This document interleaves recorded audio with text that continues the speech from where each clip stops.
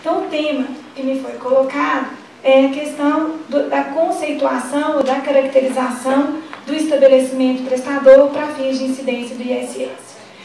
Existem milhões de pontos a colocar onde o ISS é devido, se esse critério é correto ou errado, mas nós vamos partir de um começo, que é a Lei Complementar 116 de 2003, que no seu artigo 3º adota um critério misto de conexão entre o fato gerador e o território do município competente para a exigência do tributo.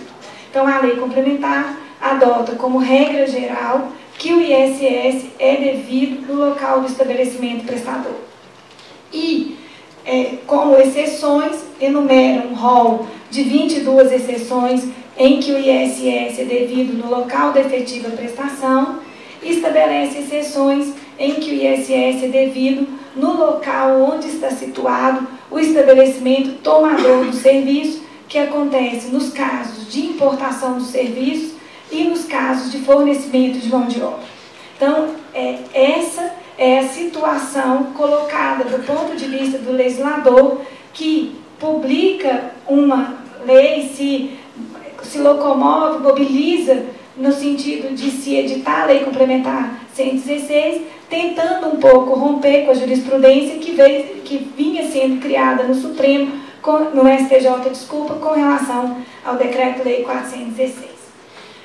Como houve um conflito muito grande, uma dificuldade muito grande de determinação do que seria sede, estabelecimento prestador, local da prestação de serviços, então a Lei Complementar, ao adotar como regra geral que o ISS seria devido no local do estabelecimento prestador, também teve uma preocupação de definir o que seria estabelecimento prestador, com a intenção, com o objetivo de que se evitassem novas discussões e novas polêmicas a respeito do que seria essa estrutura chamada de estabelecimento prestador e, a partir dela, geraria incidência do ISS para um determinado município.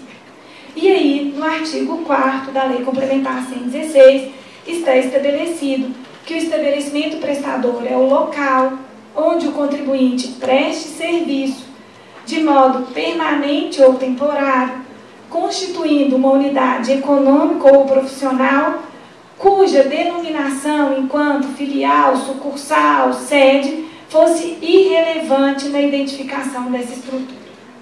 Então, quando nós pensamos nesse conceito que foi fornecido pela Lei Complementar e tentamos extrair dele uma ideia que pudesse nos nortear no sentido de saber e de conceituar o que é um estabelecimento prestador, nós temos a visão, a possibilidade de interpretação que o estabelecimento prestador seria aquele local onde se reuniria uma estrutura de meios humanos e técnicos voltados para a prestação do serviço.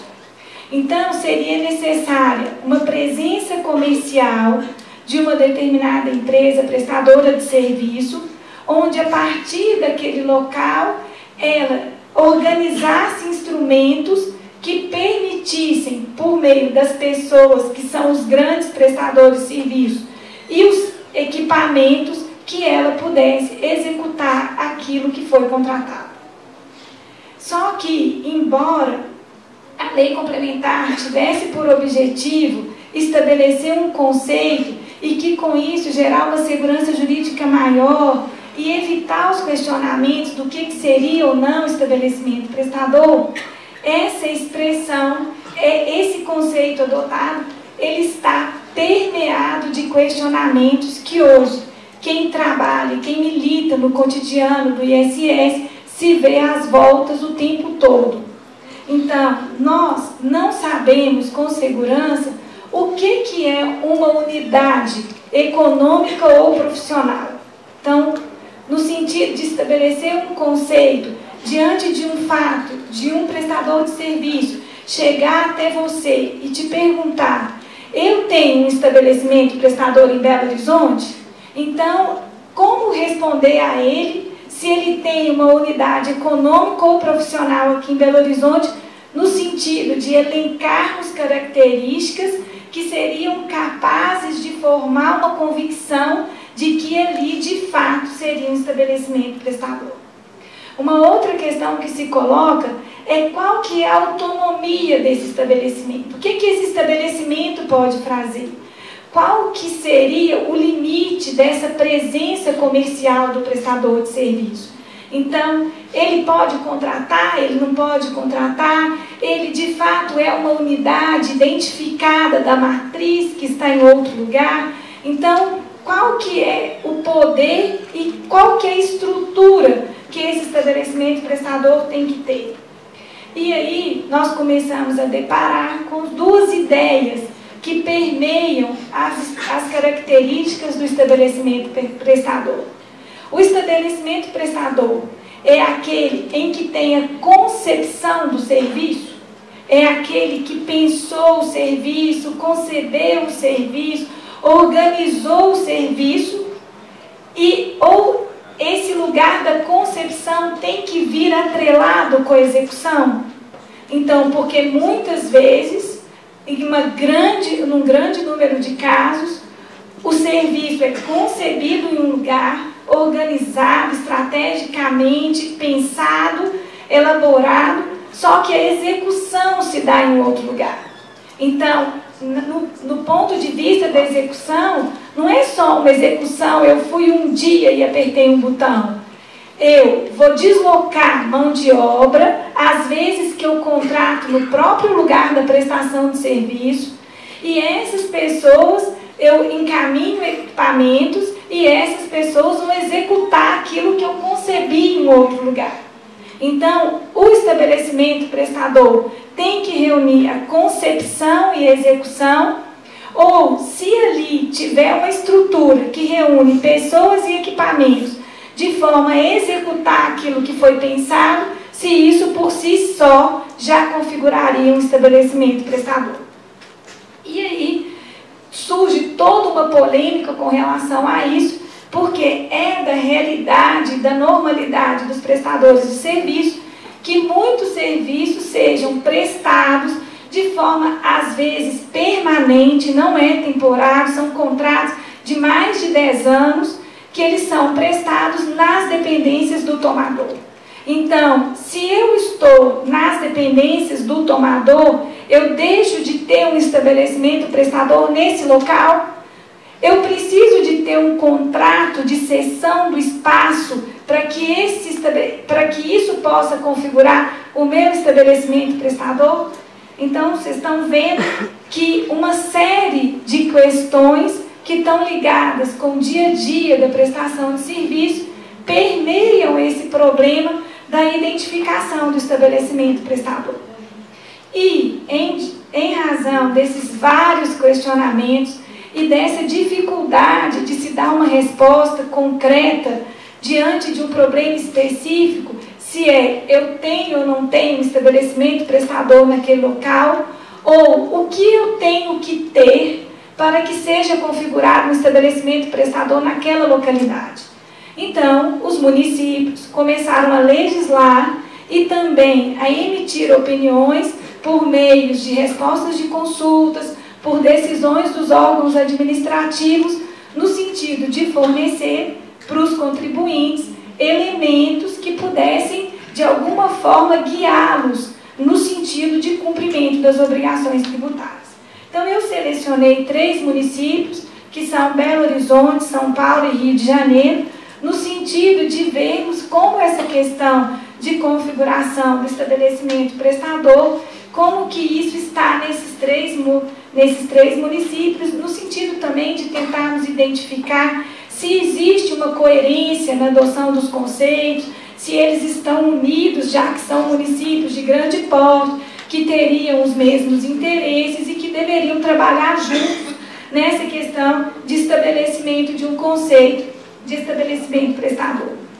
Então, em Belo Horizonte, a Lei 8725, que é a que regula o ISS no município de Belo Horizonte, ela não tem um conceito próprio de estabelecimento prestador. Existe um artigo que é copiado e colado da Lei Complementar 116. Então, hoje, o que o município tem de construção acerca de estabelecimento prestador é fruto de respostas de consulta e de decisões do CART, que é o Conselho Administrativo de Recursos Tributários do município de Belo Horizonte, no sentido de nos fornecer elementos na identificação desse estabelecimento prestador, e eu vou pontuar com vocês essas decisões, tanto em respostas de consulta, como nas decisões do CART. Então, com relação às respostas de consulta, Belo Horizonte tem uma consulta que está muito notável no momento hoje, muito destacada, que é a consulta 019 de 2017, onde, nessa consulta específica, o município se expressa de uma forma muito contundente, no sentido, era uma consulta a respeito se eu tenho ou não tenho, se isso configura ou não um estabelecimento prestador, e o município responde no sentido de que a comprovação da existência de válido e legítimo estabelecimento prestador, com estrutura empresarial organizada hábil e idônea, com a necessária e suficiente autonomia e independência para firmar contratos e para prestar serviços em caráter amplo e geral a toda a coletividade dos referidos municípios, onde são efetivamente levados a efeito para atender a demanda tomadora. Então, traduzindo isso, para que seja configurado o estabelecimento prestador, é necessário que esse estabelecimento tenha poderes suficientes para contratar em nome daquele prestador de serviço. Então, não é uma estrutura sem autonomia, é uma estrutura com autonomia jurídica, porque a ideia de contratação é uma ideia de um reconhecimento jurídico de qual que é a formatação jurídica que esse estabelecimento tem que ter. Então, não basta que ele seja uma mão estendida de um determinado estabelecimento prestador. Na minha opinião, ele não poderia sequer ser uma filial, porque uma filial não tem personalidade jurídica própria. E para contratar, você tem que ter capacidade jurídica. Então, o estabelecimento prestador, diante dessa concepção, não poderia sequer ser uma filial ou uma sucursal, dadas as questões jurídicas que permeiam esses institutos do direito empresarial. Existe uma decisão do CART, no sentido de que o estabelecimento prestador deveria preencher de forma parcial ou total 5 elementos. Esses elementos são muito importantes porque eles também são utilizados na legislação do município no município de São Paulo. Em Contagem também a legislação adota esses mesmos requisitos. E eu queria chamar a atenção que tanto o dispositivo de São Paulo, quanto a decisão do CART aqui em Belo Horizonte, quanto a legislação de Contagem, que é um grande município perto de Belo Horizonte, exige a conjugação parcial ou total. Então, eu pergunto, basta um para configurar o estabelecimento prestador? Ou eu preciso de 2, de 3? Agora, temos que ter cuidado com uma coisa. Basta um para configurar no meu, mas eu vou aceitar que basta um para configurar no outro município? Porque essa é uma questão que nós temos também que acomodar. Se esse é o critério que eu reconheço para identificar que o estabelecimento prestador está no meu município, esse critério também tem que ser aceito quando esse elemento está presente no estabelecimento localizado em outro município. Porque a legislação posta nesse sentido, ela dá segurança jurídica para o contribuinte agir dessa forma. Então, isso que você fala que eu preciso de ter no seu, eu tenho em outro lugar. E você vai respeitar isso no outro lugar? Então, essa é uma questão. Então, quais são esses requisitos? Manutenção de pessoal, material, máquinas, instrumentos e equipamentos próprios ou de terceiros necessários à execução do serviço. esses atos aqui são atos próprios de execução. Esses não são atos de concepção. Então, aquela modalidade antiga de eu ter mão de obra e equipamento no cliente configuraria um estabelecimento prestador. Então, isso seria suficiente. Estrutura organizacional ou administrativa. Então, esse é um outro elemento muito subjetivo. Porque se eu tenho pessoas, gente que eu contratei para poder executar uma função, e tenho equipamento para executar essa função, é lógico que eles têm que estar estruturados administrativamente para que isso aconteça. Então, toda vez que eu tenho gente e tenho equipamento, tem que haver uma coordenação entre eles. Se não houver essa coordenação, não tem como a execução acontecer. Então, se eu tenho se eu tenho equipamento e gente, eu vou ter essa estrutura organizacional. Isso por si só não quer dizer uma autonomia administrativa no sentido de contratar, ou uma estrutura totalmente apartada da empresa mãe, vamos dizer assim. Inscrição nos órgãos previdenciários. Esse é um indício assim, razoável, mas muitas vezes é preciso de um conhecimento mais aprofundado da legislação previdenciária. Tem determinados clientes que eles não têm necessidade de registrar o empregado lá. Ele pode registrar o empregado na empresa mãe e ele prestar serviço lá. Isso por si só não faz com que tenha ou não tenha um estabelecimento em determinado lugar. Eu posso ter isso registrado no meu centro organizacional, mas não necessariamente eu não tenho pessoas lá no cliente prestando serviço. Indicação como domicílio fiscal para efeito de outros tributos.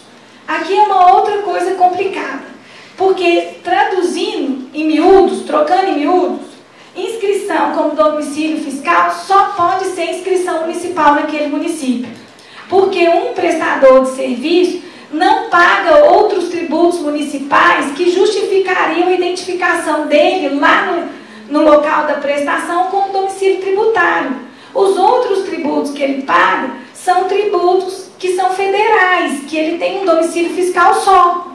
Então, ele teria que ter uma inscrição municipal, o reconhecimento de uma estrutura administrativa do ponto de vista jurídico, para que ele pudesse ter esses requisitos, esse domicílio fiscal lá no prestador. Uma outra questão que eu acho que é um indício importante, que é a permanência no local para execução de serviços exteriorizada por meio de site na internet, propaganda, publicidade, contas de telefone, de fornecimento de energia elétrica, água ou gás em nome do prestador, seu representante ou preposto. Do ponto de vista, os municípios podem adotar um conceito de estabelecimento prestador? Podem. Eles podem colocar isso aqui na lei deles, assim como o município de São Paulo colocou. Mas eu preciso só advertir que nós estamos na contramão da Lei Complementar 116. Porque lá na 116 está expresso que se a denominação não é importante. Então, se tiver o nome de filial, sucursal, agência, posto de serviço, que o nome é irrelevante. Mas se nós conjugarmos esses requisitos aqui, o nome vai ter que ser relevante. Porque o que se exige aqui é que se tenha uma filial, uma sucursal ou uma empresa coligada com poderes jurídicos suficientes para existir de forma apartada da empresa-mãe. Então, querendo ou não, é um pouco uma contradição com aquilo que a lei complementar pretendia ao dispensar essa formalidade da denominação. Porque aqui, quem tem um endereço próprio, que pode ser reconhecido enquanto uma presença comercial naquele lugar, podendo ser contratada por toda e qualquer pessoa daquela região que o procure ali, isso exige por si só uma formalidade jurídica que a lei complementar pareceu dispensar nesse caso. Ela parecia identificar uma estrutura fática organizada para aquela prestação de serviço. E uma outra questão que surge na legislação dos municípios, e a de São Paulo é bem incisiva nesse sentido, assim como a legislação do Rio de Janeiro, é que a execução do serviço fora do estabelecimento não descaracteriza esse local como estabelecimento prestador. Então, isso existe tanto na legislação de São Paulo quanto na legislação do Rio de Janeiro. E aí, com isso, eu quero deixar também claro que, ao adotar essa medida de que a execução não desconfigura o estabelecimento, nós estamos privilegiando a concepção.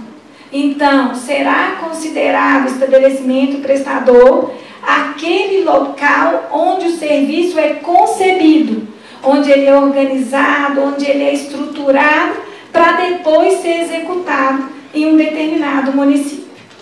Então, a gente pode, nesse ponto, já chegar com algumas conclusões a respeito de qual é o ponto de vista dos municípios com relação a essa configuração do estabelecimento prestador.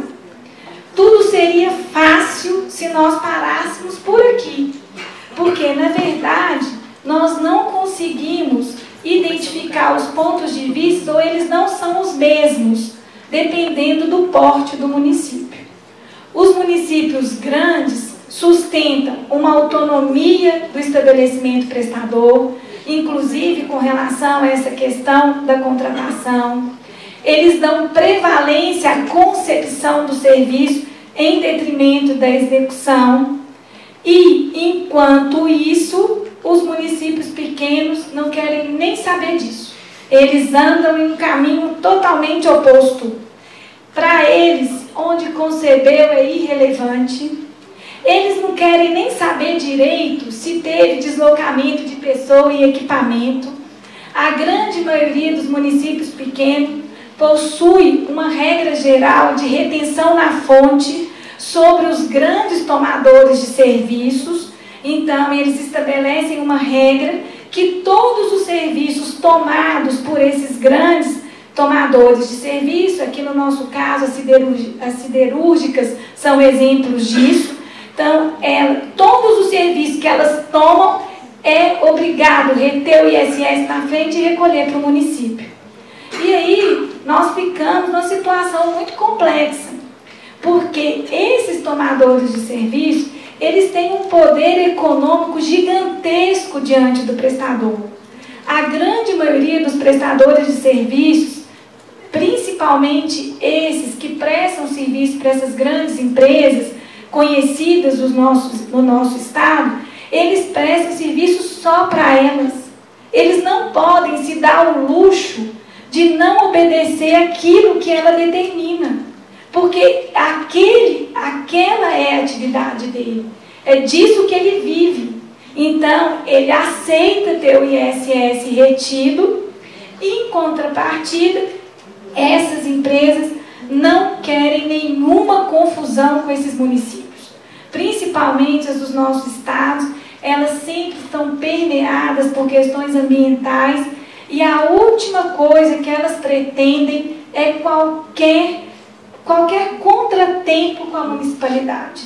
Então, se mandou reter, elas vão reter, porque esse problema nem delas é. Ela vai tirar do preço que ela teria que pagar um determinado valor e é irrelevante se pagou uma, duas, 3 vezes. Só que, como vocês sabem, nosso país está em crise. Houve uma carga tributária de 2 municípios, cobradas 2 vezes. E é por isso que hoje o maior movimento que nós temos no escritório é um volume gigantesco de consignações em pagamento, onde você pede para o juiz decidir onde você vai pagar. E você fica depositando eternamente em juízo até que isso seja decidido e o município vencedor leva aquele determinado valor em razão da impossibilidade de absorção desse ônus econômico da dupla tributação. Nesse impasse, então, quem deveria resolver a questão? Quem deveria resolver seriam os tribunais superiores. Então, principalmente o STJ, deveria dar uma solução para essa questão.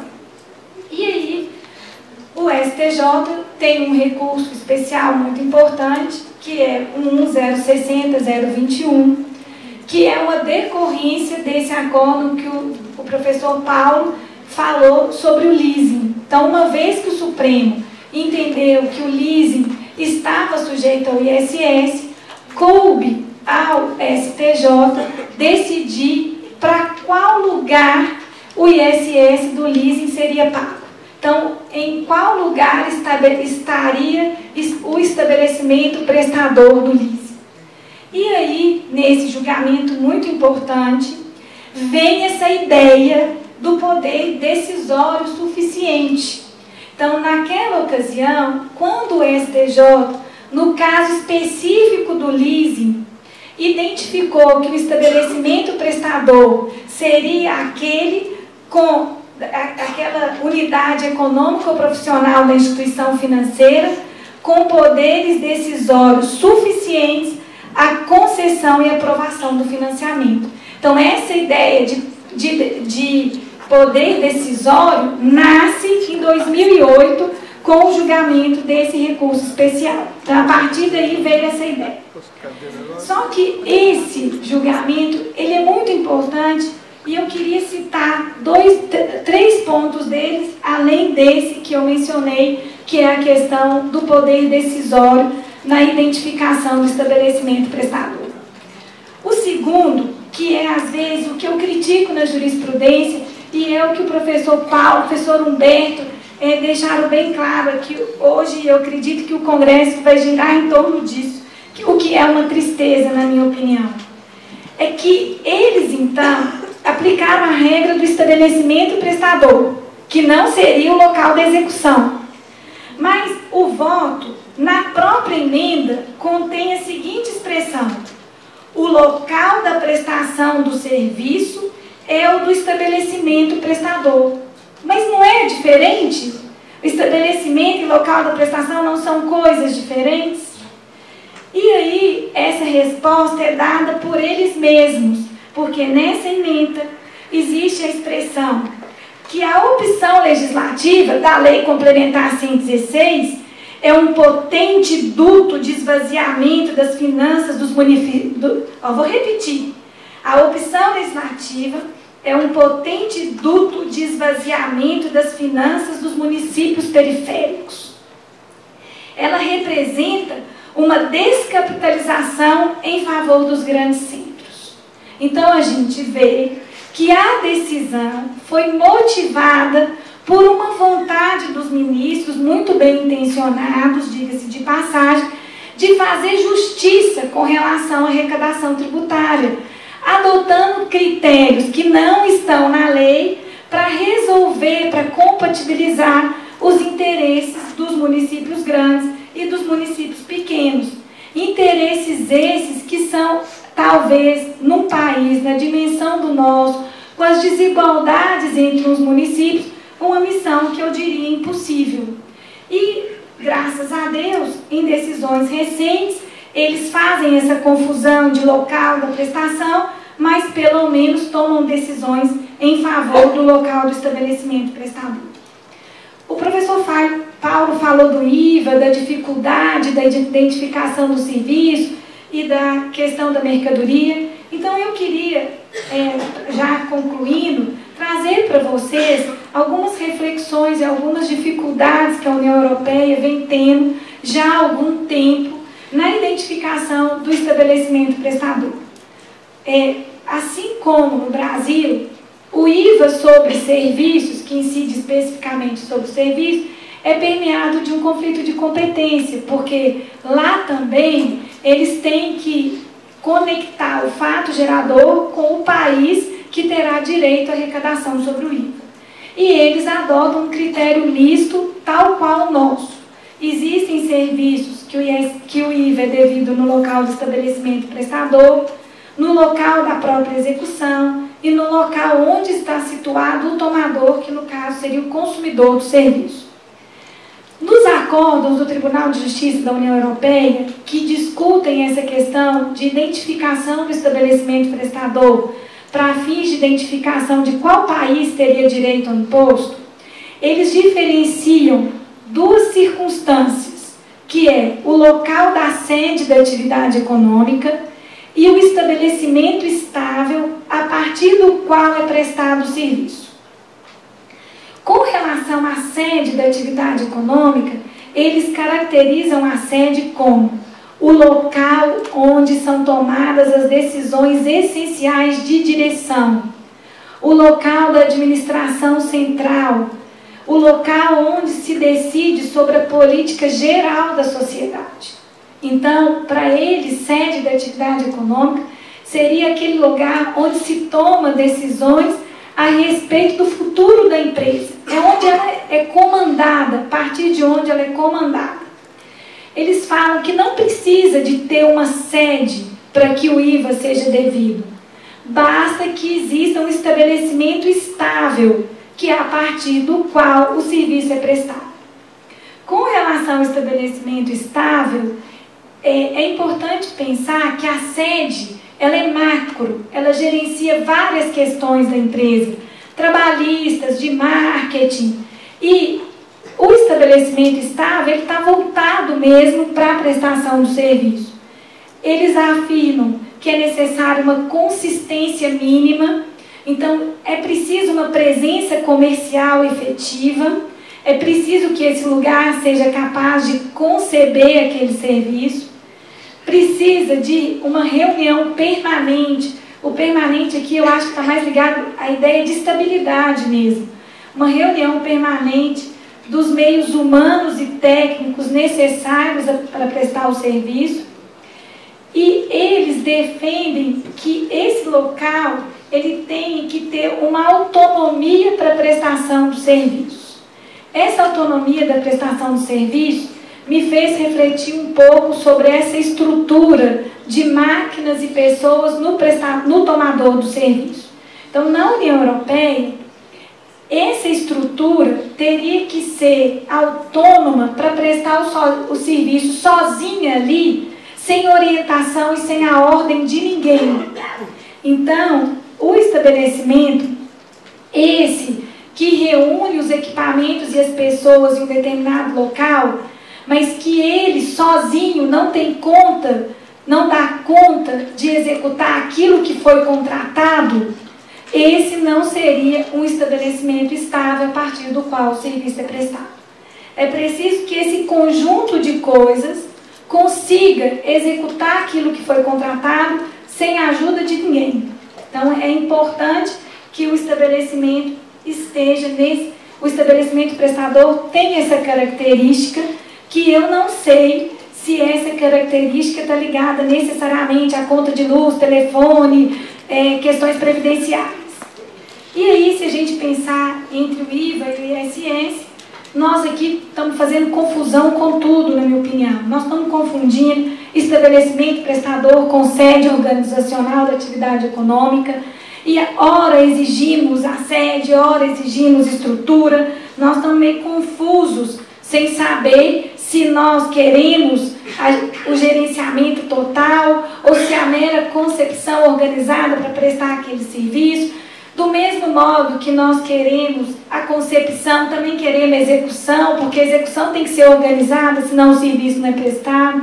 Então, essa insegurança que isso faz tem feito com que a gente não tenha clareza quanto a essas características que o estabelecimento prestador teria que ter para a identificação de um estabelecimento prestador, que, na minha opinião, teria que ter a concepção, o estabelecimento prestador teria que reunir essa autonomia administrativa relativa à concepção do serviço que será executado. Seria aquele local onde se decide como que aquele contrato será cumprido, quantas pessoas, de que isso precisa, quantos equipamentos, tem software, não tem software, é onde isso é concebido. E a execução em si seria irrelevante. Só que eu sei que isso não é fácil. Então, outro dia eu rindo de mim mesma, no meu doutorado, falei com relação à importação de serviços, que era preciso identificar o resultado economicamente apreciável, e hoje eu penso, o que é isso? Que resultado é esse? O que tem que acontecer para que eu identifique isso? E eu milito com as empresas e vejo a dificuldade de fazer isso que eu achava que era tão claro e tão fácil. E é em razão dessa dificuldade que é o legislador que fixa os critérios. Ele fixa os critérios considerando essas dificuldades. Tem determinado serviço que a gente não consegue saber que estabelecimento prestador é esse.